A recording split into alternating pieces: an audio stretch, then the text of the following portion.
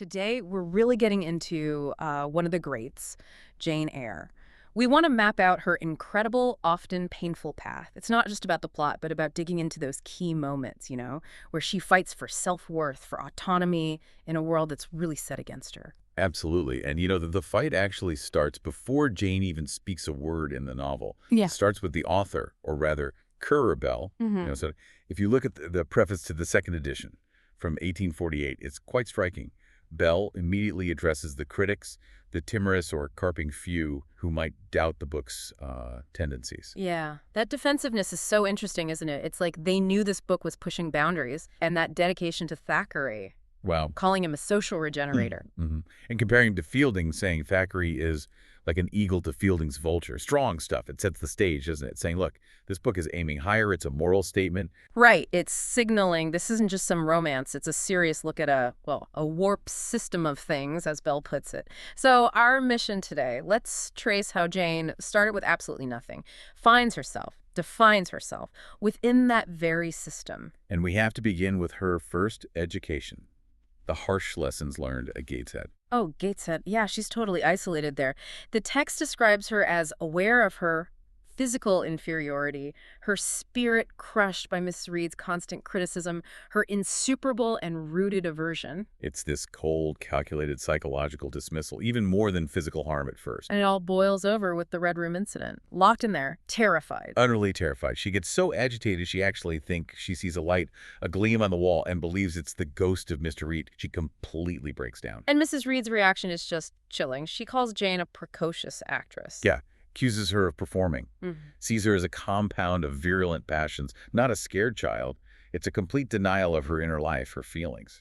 But interestingly, that terrible experience is what pushes Jane to act. Mr. Lloyd, the apothecary, comes. Right, and Jane tells him she doesn't want to be sent off to live with poor people. Yeah. He connects poverty with degradation, so she chooses school instead. She sees it as her only way out, a complete change, she thinks, a total break from Gateshead. It's like she instinctively gets that knowledge, education, that's her power. That's the only leverage she has at this point, and that choice leads her to Lowood Institution. Lowood, where dignity seems to be systematically stripped away in the name of religious humility. Exactly. We meet Mr. Brocklehurst, who is obsessed with crushing any worldly sentiment of pride. His goal is to make the girls look almost like poor people's children. It's quite telling when his own daughter Augusta visits. Oh, right. And she notices the Lowood girls staring at her and her mother's silk gowns like they've never seen a silk gown before. The hypocrisy is just glaring. Glaring. He preaches austerity while the girls are literally starving on burnt porridge, that abominable stuff, and freezing in thin gray frieze cloaks. And those conditions, of course, lead to tragedy. The typhus outbreak, the deaths. It's brutal. It is. But Lowood isn't entirely bleak. There's Miss Temple. Yes, a small beacon of kindness. She takes it on my responsibility, she says, to give the girls a proper meal of bread and cheese when they're starving. It's a quiet act of defiance, really. A moral correction within that harsh system. And then there's Helen Burns. Such a fascinating character. Deeply philosophical. You find her reading Rasselas and her belief. Yeah. It's quite challenging. She thinks if you're always kind to cruel people. The wicked people would have it all their own way. Jane struggles with that, doesn't she? She absolutely does. Jane's too fiery for that kind of passive endurance. But, and this is crucial, Lowood does equip her. After 8 years there, she leaves with skills, real accomplishments, French, drawing, music. The very thing she needs to get a job on her own terms. Exactly. She can advertise for herself now. She's earned her escape from Mrs. Reed, from Brocklehurst. She's moving up, albeit slowly. Which brings her to Thornfield Hall. Initially, it seems almost peaceful. Right. A kind Mrs. Fairfax, a young pupil, Adele. Seems like a haven. But Jane isn't satisfied with just peace anymore. Lowood, maybe, lit a fire in her. I think so. The text is clear. She's discontented. She feels her life is too passive. She craves action, connection, intercourse with my kind. And this is where she voices that incredible passage about women's feelings. Yes, that it's narrow-minded to say women should just stick to puddings and knitting. She says women feel just as men feel. They need exercise for their faculties and a field for their efforts. It's so powerful. And then the line, millions are in silent revolt against their lot. It just resonates, even today. It totally transforms her personal restlessness into something universal. She becomes a voice for so many. And, well, she certainly gets the action she was craving when Mr. Rochester arrives. Huh. Literally falls into her life, doesn't he? Tumbles off his horse after that strange dog appears, the one she thinks might be a guy trash. And he's immediately presented as this complex figure, dark, brooding, stern. And Thornfield itself, it has this gothic vibe, right? That creepy laughter from the third floor. That clamorous peal, yeah. Always blamed on Grace Poole, this sort of sturdy, set, square-made figure. But you feel there's something more. The servants hint at it. A mystery at Thornfield. Then the mood shifts again with the arrival of the society guests, especially Blanche Ingram. Ah, Miss Ingram. Beautiful, proud, dark as a Spaniard. Right. Clearly positioned as the suitable match for Rochester in society's eyes. And Jane is just the governess, observing, watching Rochester's rather intense, sometimes strange courtship. But he's watching her, too, isn't he? Constantly testing her. Which leads to that amazing scene with the gypsy. Oh, the gypsy scene, fantastic. Jane gets called in. And the Sybil, who we know as Rochester in disguise, somehow knows all her secret thoughts, her feelings. And uses the moment to critique the other guests, suggesting Miss Ingram wouldn't stick around if Rochester lost his money. He's probing Jane's values. It's all a bit of a game, maybe a cruel one, but then things turn genuinely terrifying with Richard Mason's arrival. Right, the visitor from the West Indies. And later that night, he's found injured upstairs. Badly injured. Stabbed and disturbingly bitten. With teeth, the text says. Suddenly, the third-floor mystery isn't just noise, it's violent. And the whole thing just explodes at the wedding. The absolute worst moment. The ceremony is underway, and then Mr. Briggs and Mason step forward. The revelation.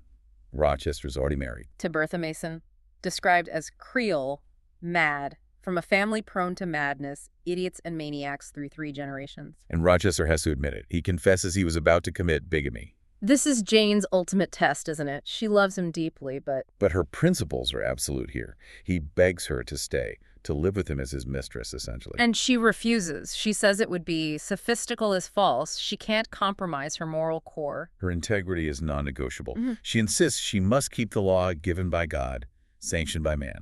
And so she leaves him. An incredible act of self-possession, choosing principle over passion, even when it means total destitution. And she really is destitute. She flees, ends up wandering, starving, until she reaches Whitcross and collapses at Morehouse, where she's taken in by the Rivers siblings, St. John, Diana, and Mary, who are described as quite different from Rochester, fair-complexioned and slenderly made. They offer her kindness, shelter. And then comes the other huge revelation. St. John finds out about her uncle. Yes, Mr. Eyre of Madeira, the uncle Mrs. Reed had lied about.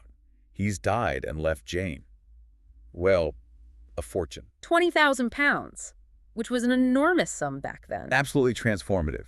It doesn't just make her independent, it makes her wealthy. Right. A gentlewoman in her own right. The power dynamic shifts completely. And what she does with it is so telling. She finds out the Rivers are her cousins. Through St. John's diligence, yes. And she immediately insists on splitting the inheritance 4 ways. She talks about the delicious pleasure of repaying their kindness and gaining lifelong friends. She uses her newfound wealth to build connection, family, not to isolate herself. It's a remarkable choice. And this newfound independence gives her the strength to face one last major challenge, St. John Rivers himself. Ah, St. John. He's depicted as compelling, almost beautiful in his still severity, but also deeply austere, a committed Calvinist. And he decides Jane would be the perfect helpmate for his missionary work in India. He proposes marriage. But not out of love. He needs a partner, a worker for his cause. Jane sees it clearly. She calls him cold as an iceberg. She knows marrying him would mean suppressing her own nature, keeping the fire of my nature continually low. She refuses to sacrifice her essential self, even for what he sees as a higher calling. Her emotional truth matters. And it's right then, as she's wrestling with his demands, that the most extraordinary thing happens. The voice. She hears Rochester's voice calling her name. Jane, Jane, Jane. Not externally, it seems, but somewhere deep inside her, in her soul. The kind of psychic connection, it's electrifying. And her response is immediate. I am coming. She knows where she needs to go. So she goes back to find him, but Thornfield is gone. Burned down. And Bertha died in the fire. Rochester survived, but he's badly injured. Blind, and he lost a hand in the fire. He's retreated to Ferndean, this isolated manor house. And Jane goes to him there. The reunion and the ending are deliberately understated. Reader, I married him. Just like that. A quiet wedding we had. He and I, the parson and clerk, were alone present. It's not a grand societal triumph.